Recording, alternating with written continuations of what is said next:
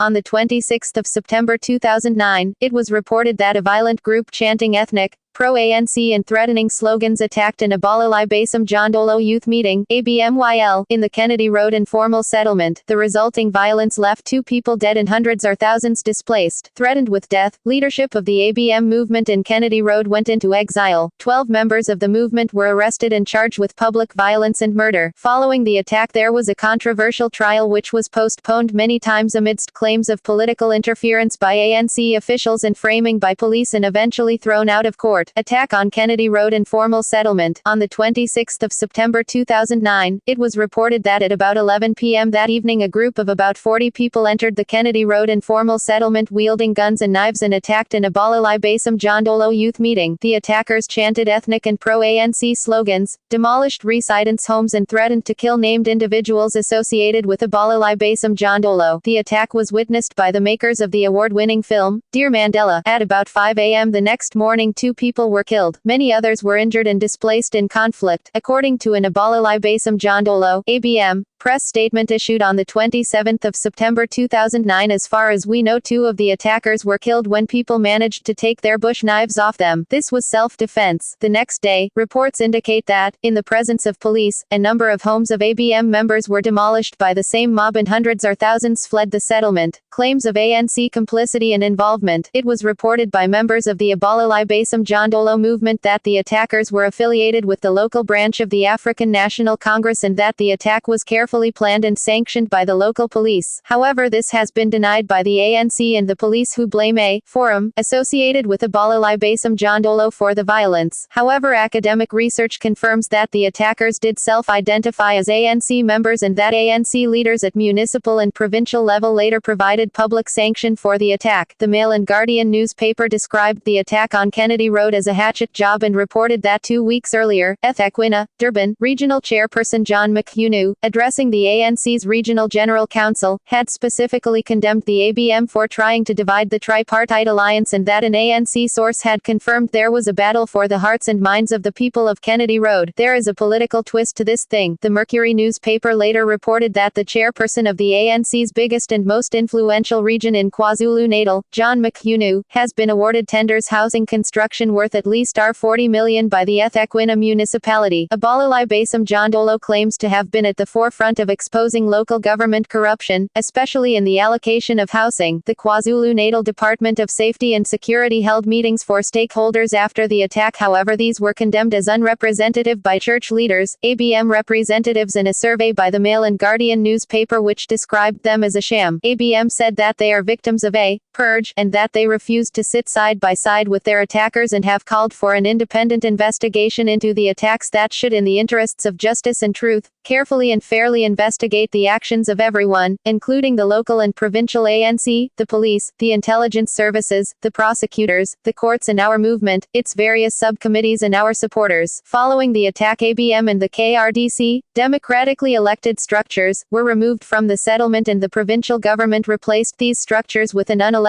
ANC-affiliated community policing forum. According to the Socio-Economic Rights Institute of South Africa, it seems that the attacks were orchestrated by the local branch of the ANC, with police complicity and most likely with provincial ANC endorsement. It has been suggested that the ethnic aspect of the attacks are linked to the use of ethnic mobilization by Jacob Zuma. It has also been suggested that the successful challenge by Abalalai Basam Jondolo to the so-called Slums Act in the Constitutional Court was a factor in the attacks. Human rights violations. The attacks garnered national and international condemnation, with some people labeling the events a coup. Churches also issued statements of condemnation. A number of well-known intellectuals, including Noam Chomsky, expressed concern about the attacks, and Human Rights Watch, the Center for the Study of Democracy, the Norwegian Center for Human Rights, and Amnesty International supported the call for an independent commission of inquiry into the attacks. The government ignored this call. The Center on Housing Rights and Evictions in Geneva issued a statement that expressed grave concern about reports of organized intimidation and threats to members of advocacy group Abalalai Basam Jondolo. The Kennedy 12 court case. Following the attacks at Kennedy Kennedy Road, 13 members of Abalalai Basam Jandolo were arrested. No members of the mob that attacked the ABM meeting were arrested. The case of one of the defendants was withdrawn while the other 12 defendants had their bail applications postponed for a number of months and the trial postponed for over a year, resulting in claims of political interference. The remaining 5 defendants were refused bail for a total of 10 months until the magistrate condemned the prosecutor and police's recurring delays. Churches, academics and human rights organizations expressed considerable about the legal process of the Kennedy 12 trialists. The New York-based Center for Constitutional Rights sent an urgent appeal to the United Nations Special Rapporteur on the situation of human rights defenders to ask her to investigate the attacks on Abalalai Basam Jandolo and the consequent legal process. Amnesty International expressed concern about the legal process. The Kennedy 12 trial was compared to other civil rights trials, and Paul Triwela has underlined the importance of the political nature of the trial, saying that the ABM trial in Durban, Ethekwini is now the most graphic fault line in the struggle to preserve democratic freedoms in South Africa. On the 18th of July 2011, the case against the 12 accused members of Abalalai Basam Jandolo was thrown out of court without the defense having to lead any evidence. The Socio-Economic Rights Institute of South Africa issued a statement saying that the charges were based on evidence which now appears almost certainly to have been manufactured, and that the magistrate had described the state witnesses as belligerent, unreliable, and dishonest. The organization also noted that one witness had reported being tortured by the police and that another had reported death threats and an assault by ANC members. Amnesty International noted that the court had found that police had directed some witnesses to point out members of Abalalai-linked organizations at the identification parade. According to Paul Triwela, the scandal is that this political prosecution was ever instituted in the first place, and that it was dragged on, month after month, by magistrates,